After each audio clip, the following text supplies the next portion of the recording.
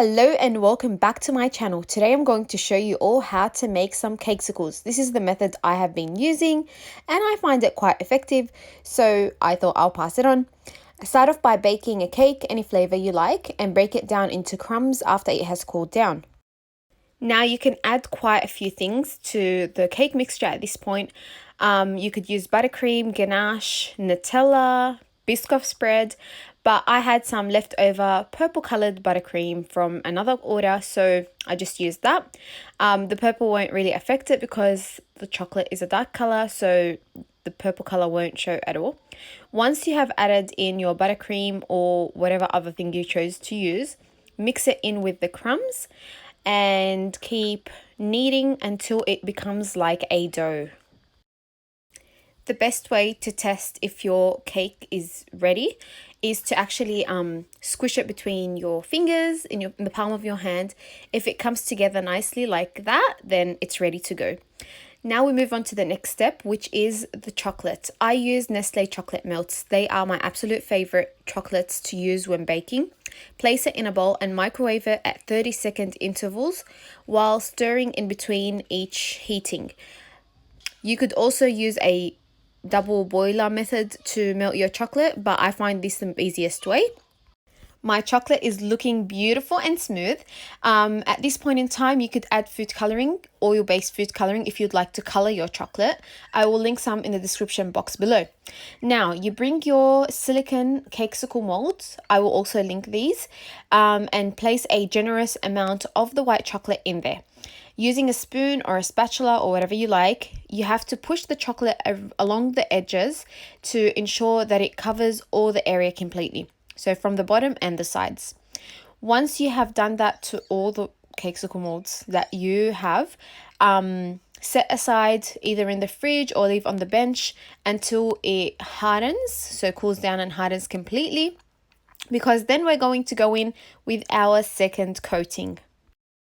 I believe coating with a double layer of chocolate is essential to get a beautiful cakesicle at the end, because if I missed any spot in the first coating, I can go in and make sure that gets covered in the second. And also it creates a thicker outer shell for the cakesicle, which leads to less chances of breakage when you're taking it out of the mold. Once the second layer is set, I go in with the cake mixture. So you could kind of estimate how much you want to put in there. If it's too much, take some out. You want to keep a little edge around the top to place your chocolate for the bottom part of the cakesicle.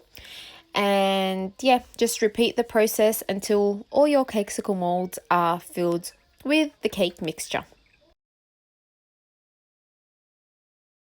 Now I go in with a knife or kitchen scissors and pierce the bottom of my cakesicle mold. This kind of breaks down the white chocolate pieces at the bottom and allows me to push in my popsicle stick. If the chocolate is intact at the bottom, you're unable to actually push that through. Yeah, do that for all of them. As you can see, smoothen out the cake part and then top with more melted chocolate. I've tried various different methods for smoothing out the chocolate and I found this to be the most effective one. So you kind of just smudge the chocolate over the cake part and then tap the cakesicle mold like so to smooth it out further, and that leads to the chocolate going in the sides of the cakesicle and filling in any gaps that you might have missed. Smooth it out a little bit more and then place in the fridge or the freezer until that chocolate sets completely. Once that has cooled down, you take it out and it is so easy to remove the cakesicle molds. Any chocolate that is left around the edges, just get some kitchen scissors and trim it off. The bottom will look not extremely perfect, but to be honest, I never look at the base of a cakesicle if the top is pretty. So yeah, just focus on the top and trim off the sides. The sides will look very neat, and that's what it looks like at the end. So time to decorate. You could do it whatever way you like. Here I did a variety of different designs. So I first started off with edible gold leaf. I tapped that on a few of the cakesicles. Then I placed some more melted white chocolate in a piping bag and I drizzled it on top in various different designs. So I did some circular motion ones. I did some straight line drizzles. I also made a edible gold shimmer paint. I'll let you know how I did that in the description box below. And I splattered it over the cakesicles. I love the finishing of these cakesicles. It makes it look so elegant when you do this technique.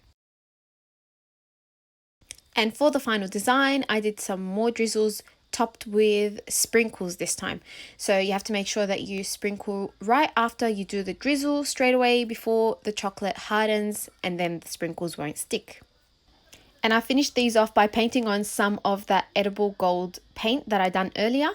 I just went over some of the sprinkles and some of the lines that I piped, and yeah, it just looks so pretty. This is the final product. I was so extremely happy with how these turned out. Let me know your thoughts in the comments below. And if you found this beneficial, please hit that like button and subscribe to see more of my step-by-step cooking and baking videos.